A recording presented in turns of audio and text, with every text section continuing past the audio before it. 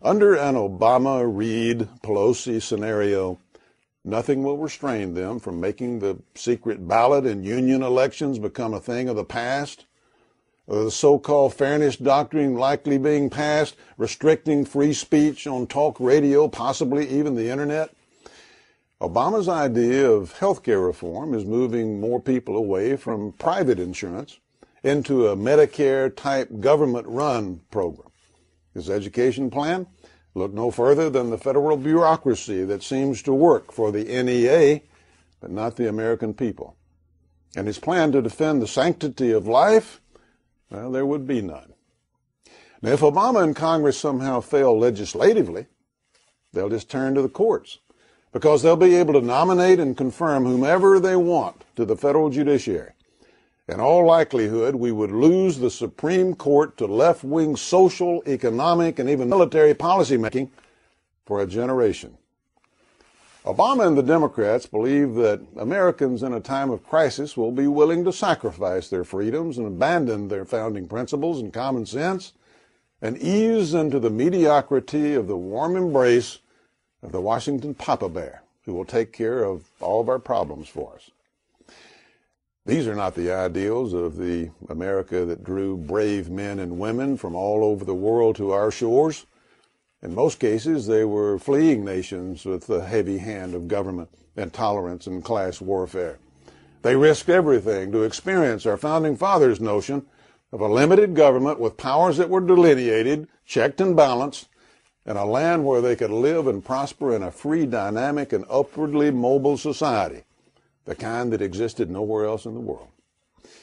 But Obama and his liberal friends, they don't see things that way. The liberal agenda is based upon the belief that there are elites among us who know more and know better than the rest of us, and that with the application of their intellect and power and our money, they can impose regulations, establish programs, bureaus, agencies that will solve all the problems of the masses. Senator Obama and his supporters essentially see society not as dynamic and changing or full of opportunity. They see one that's divided by economic classes into which every one of us is permanently assigned. In their worldview, those in a lesser economic class are therefore presumed to be resentful and envious. So it's the government's job to level things out, or as Senator Obama would say, spread the wealth around. It's about dividing the pie among static classes, not trying to make the pie bigger for everyone or creating opportunity in an upwardly mobile society. Now, this is the reason why they don't understand Joe the plumber. Because he doesn't have a higher income today, they assume that he never will, and that he believes that he never will. They expect him to resent anyone who's doing better than he is, instead of planning to do better himself. They don't understand the Joes of the world. Never have, never will. This political philosophy has a long tradition. At best, it can be labeled the basis for the welfare state. But history also tells us that it can lead to tyranny or economic turmoil, or both. Unsurprisingly, it's never found favor in the United States, not during the Great Depression or in times of war or any other time. It's because in this country we have a different view. We know that people do better when given opportunity and responsibility. It has to do with our view of the nature of man. We don't believe that man is supposed to be kept, fed, and protected from the elements by a master.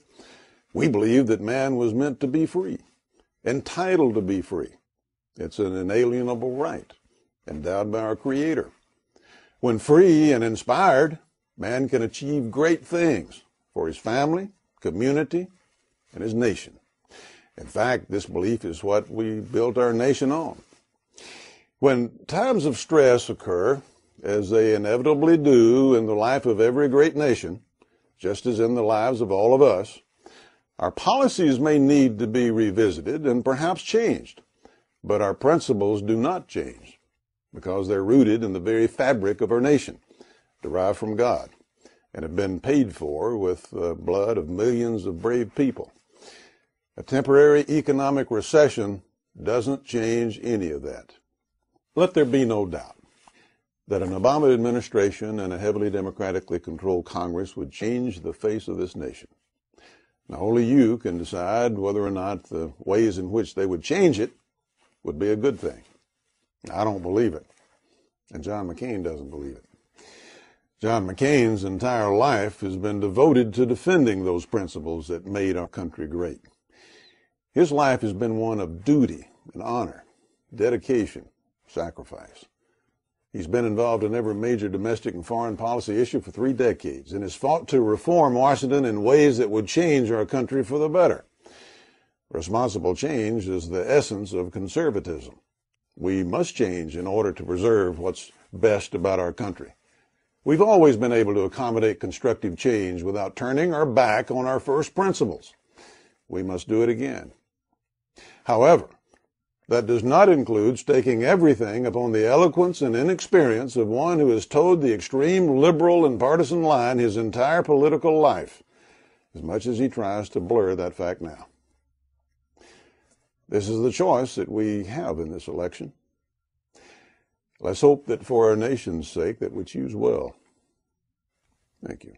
Paid for by the Republican National Committee and not authorized by any candidate or candidates committee. www.